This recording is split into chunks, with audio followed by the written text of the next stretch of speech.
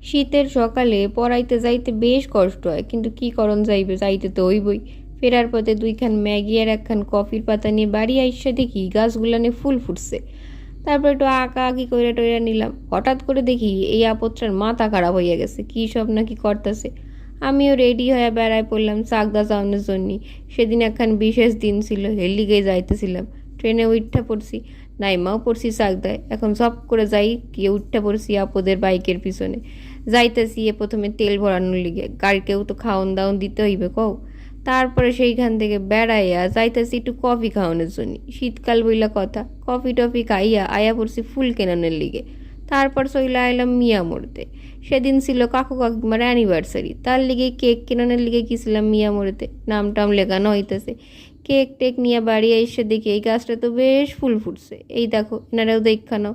সেই দিনের আরও কাহিনী নিয়ে আইতাছি পরের ভ্লগে।